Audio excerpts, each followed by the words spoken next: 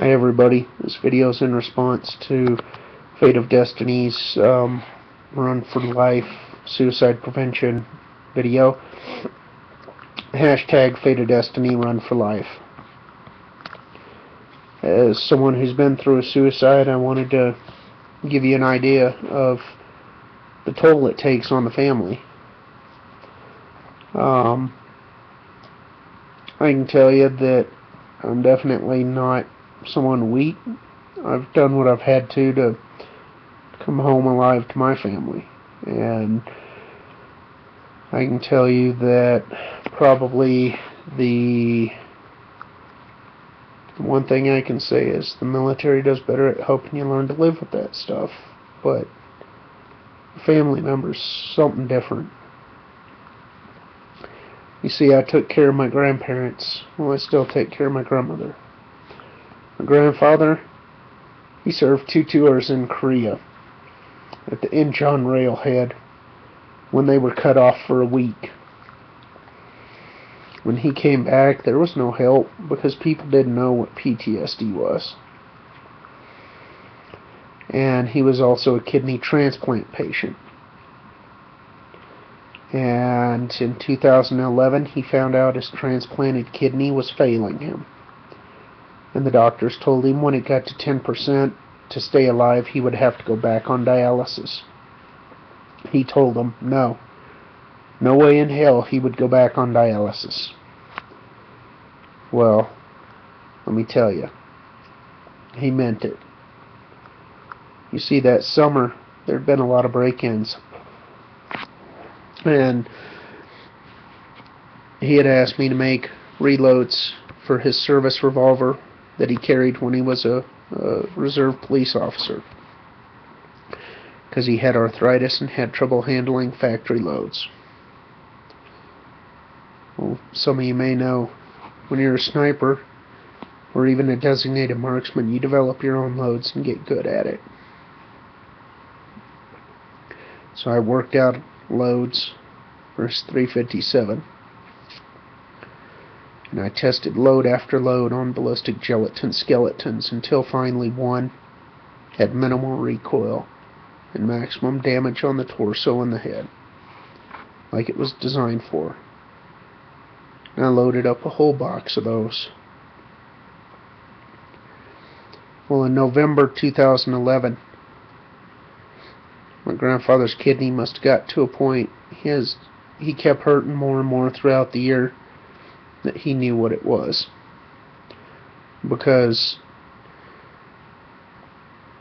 2 days after Thanksgiving, he killed himself.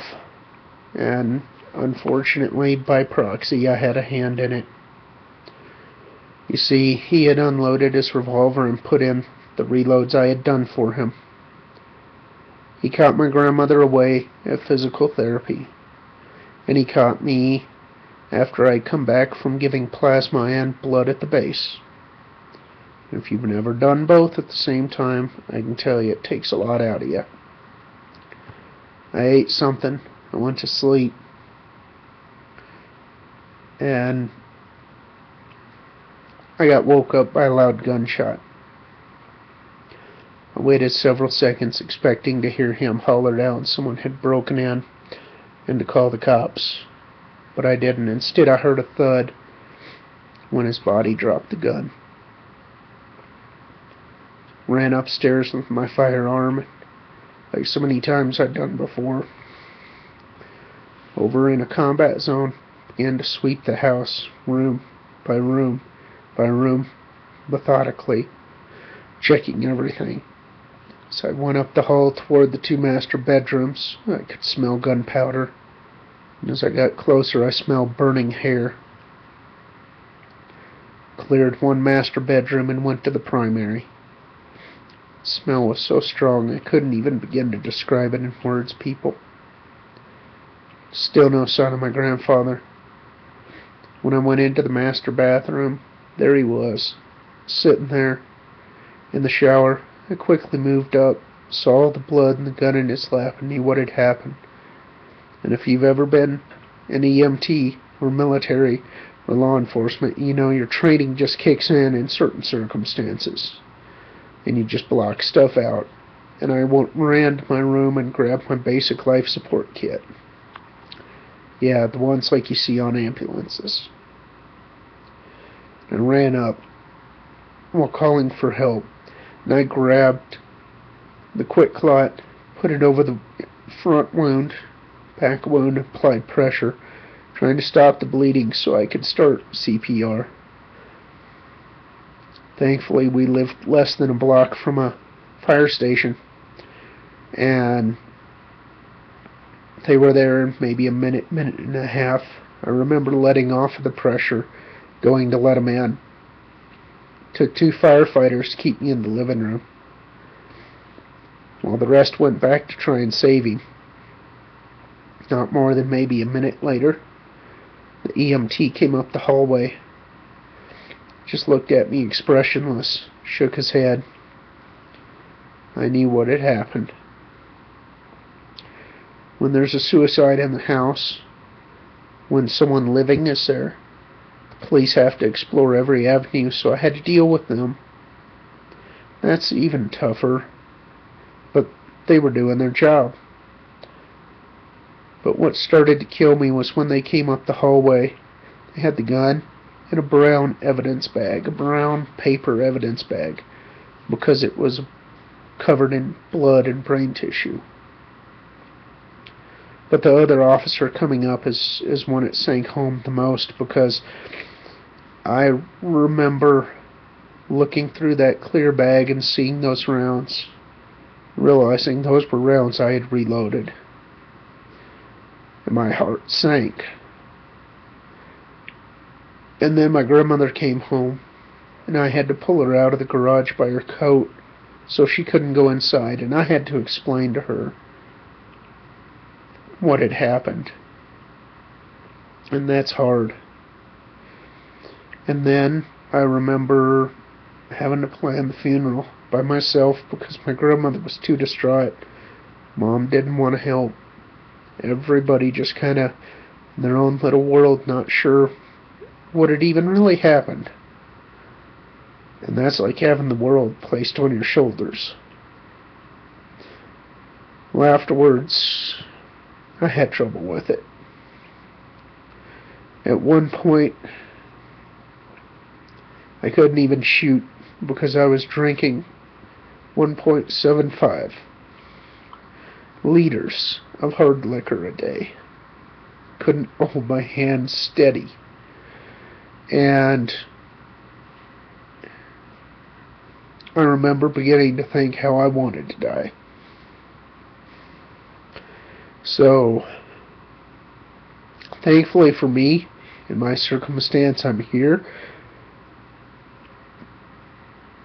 because I had friends that kept picking me up without judging. And I also had family that was supportive. And supportive family makes a world of difference. My uncle served 2 tours in Vietnam doing special operations. And I remember one day that he said,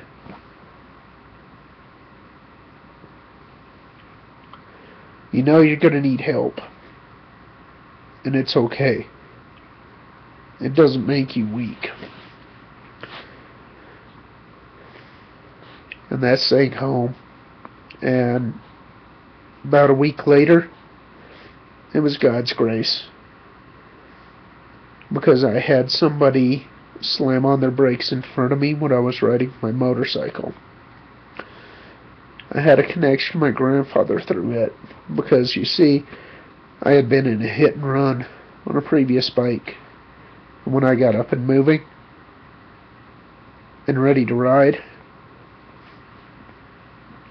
my grandfather bought that for me because it was the bike he always wanted and never got to ride because he couldn't afford it. So to keep from laying the bike down, I slammed on the brakes, used my legs like so many times in motocross to keep it upright, and it screwed up my knee. So I had to go see a doctor.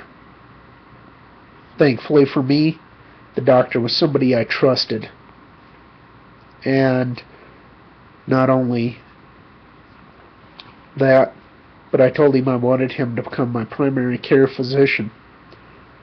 A week later, the guy was pushy, because a week later he had me in his office giving me a regular checkup. And those words came back what my uncle had said. So I had that talk with my doctor, even though it was uncomfortable. And thankfully the Catholic hospitals in my state have a really good resource of people to specialize in helping soldiers and people who've been through trauma and every various aspect that people could need. And he got me a good person that right from the get-go earned my trust. So I started the long road to, I won't say recovery, but the long road to wanting to live again. And I got to where I wanted to live.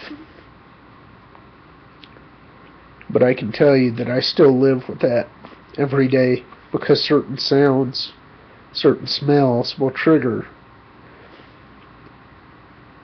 well, they'll trigger the PTSD. And I'll find myself after doing a job or something, washing my hands, and they'll be bleeding because I feel that spongy material and blood on my hands even though nothing is there, and I'm trying to scrub it off.